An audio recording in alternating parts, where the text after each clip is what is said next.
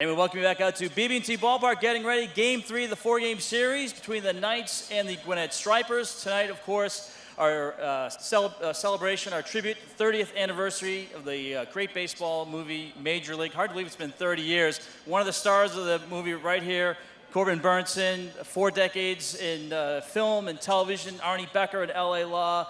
You've seen him in Psych, a lot of different things. You're a hardworking guy. Yeah, well, I got 4 kids. Yeah, understood. But this Major League came kind of right in the middle of LA Law. What was it like when you got the script? Well, I was actually doing another movie called Burt Rigby, You're a Fool, which was a small little indie movie.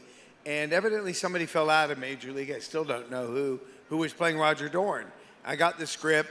And David S. Ward, who wrote and directed the film, called up and said, "Look, we're offering you this, but can you play baseball?" And I guaranteed him I could play baseball. I'm not going to hit home runs, right, but yeah, I can play baseball. And so he took me on my word, and I flew out to Arizona and joined them. Well, we're not going to make you do calisthenics. It's like I went up from the minors. That's right. Yeah. He called me up from a little indie film to a big major film. I never thought about that. Yeah, that's a good way to describe it. But it was such an amazing film. Did you guys realize when you were making that film that, I mean, I don't know if you ever think something's going to be as successful as it is, but the way that it has had staying power. I mean, it's 30 years old, but kids today can relate to it like kids related to it 30 years ago. Well, you never know what it's going to become. But I know I've learned through life, whether it's my marriage, which is actually 30 years old, or any other thing you do in your life, build a building, it all starts with the architecture, the structure, the engineering of it. And we had a great script. So I knew it had legs. I knew it could stand as long as we did our jobs. I never knew that it would be 30. I've done more press for it in the last month than I ever did when we actually came out. But I think more people have seen it now. Probably should re-release it. Yeah, that'd be a good idea. I'm surprised they didn't do that. Yeah. Now, when you guys were making the film, most people don't realize you actually filmed the home stadium was actually County Stadium in Milwaukee. That's correct. I actually went back there a couple of years ago. It's very strange because they've built a Little League baseball field. Right. And somewhere on the concourse between third and home, up on the concourse is where the plate is. And so I stood there and I thought, well, it's a little weird. But yeah, we filmed it all pretty much in Milwaukee except for a couple aerial shots. Well, I was thinking about our interview today, and it really made me think acting in some ways in a film or in a TV show is a lot like being on a baseball team. You have to do your job individually, but the other castmates or other teammates have to kind of pull their weight too. Well, that's a great question or a great observation. That people have asked me, why has Major League stayed? We were talking about it did stay. Would I know? I didn't know. But the reason I believe it stayed and held its power is because I've learned over my 65 years in September that we are stronger together than we are individually. Yeah. And we tend to, in life, become these individuals and forget about the team, forget about the family. And I think that movie, while it's a comedy, a screwball comedy, it's really about, a group of guys who are pretty much on the outs with life, with their personal lives, with their careers, and they realize the power of coming together when we realize we've been duped. Yeah. And people ask me, where's my favorite scene? It's when Lou Brown comes in, the great, wonderful, late James Gammon goes, "She wants you to lose." And I say, even me, even you, Dorn. Yeah. I love that scene when you guys pull up to the airport and it's that old DC-3 instead of the jet. Yeah. Well, we had so much fun. The bus, that was a fun scene in the airplane.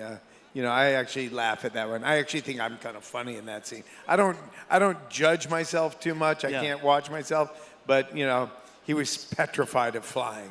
And it was interesting too because there was a little bit of a similarity between Arnie Becker and Roger Dorn. A lot of similarity.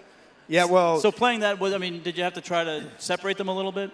It's funny that becomes a career question, which is I recognized early that there was this connective tissue, which was those guys in the 80s who abused their power, not unlike this happens today occasionally.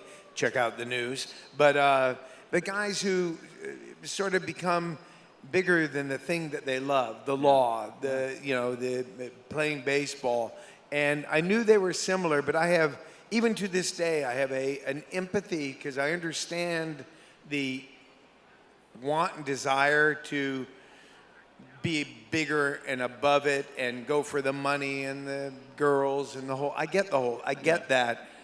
So I also have the reference that I've been married for 30 years and know the power and the beauty of that kind of relationship. And so it was another opportunity to imbue that in a character. And I got to play baseball. He was enough that was a little bit different. Also, I don't think Dorn was as good a ball player as Arnie Becker was a lawyer. Yeah. So in the cast, I mean, Tom Berenger, Dennis Haysbert, James Gammon was great as Lou Brown, just fantastic. Who was, and Wesley Snipes kind of helped launch his career. Who was the best athlete, who was the best baseball player in the film? Without a doubt. Charlie. Yeah. Charlie better than me. Charlie, you can fake a lot of stuff, and I think I looked pretty good at third when I analyzed myself. I was an outfielder. If you go back and watch the movie, you'll see me sort of really throw over the top, when I try to get that. By the way, that is a long throw that needs to be pretty accurate. And so my outfielder ability allowed me to make the throw, but my form wasn't right. They're really good third basemen. Get the ball and they just fire it, man. Greg Nettles comes to mind, Ron Say, guys who I kind of grew up and around. But Charlie had to, as a pitcher, you can't fake it. Yeah. People say, well, they bring up Tim Robbins and Bull Durham, and, Tim's a wonderful actor, but he's not a pitcher. He's a wonderful hockey player. But Charlie had it. Charlie probably could have gone on if he really wanted to pursue that and had some sort of career. I don't know how far he would have gone, but he could throw mid-80s, accurate, and he had the form. So you grew up in a showbiz household. Your mom was an actress on Young and the Restless. Your dad was a film and TV producer. You went to UCLA. Right. So were you a big Dodgers fan growing up? Big Dodgers fan. Maybe this is the year, but I'm not holding my breath. Dodgers are one of those teams that I don't want to jinx it, but they just get so close. I went to the last time they won the World Series. It was in New York when 88 or 86 or one of those. I can't remember. But they get close, but this looks like it could be the year. Yes. My dad, I'm going to be 65 in September, and I'm starting to see things as older. My dad took me to the Memorial Coliseum in Los Angeles when the Dodgers moved from New York, and I watched the first games in an oval in a Coliseum. Yeah.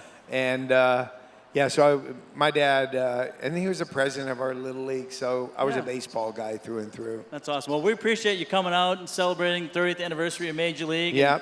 I know the fans are having a great time getting to meet you and getting an autograph. Yeah, and you guys, I got to say, I've been around a bit. This is one of the most beautiful fields I've ever seen. Yes. Right behind Dodger Stadium. That's Dodger right. Stadium. Dodger Stadium holds a place in my heart, but this is exquisite. You guys are very lucky, and I'm just really honored to be here. I love Charlotte. My son played 1 year of football at UConn and got to play in the Meineke Bowl. Oh, yeah. And that was 10 years ago or whenever it was. But that was my first introduction to Charlotte, going to a game. My son, who never played football in his life except for his senior year in high school. Wow. UConn picks him up as a redshirt freshman. And somehow he ended up at a game. In a game. That's awesome. Yeah. Well, everybody, Corbin Bernsen, how about a big round of applause here? Thank you so much. Thank you. It's great talking with you. All right, more to come here as we get ready for the Knights and the Stripers here at BB&T Ballpark.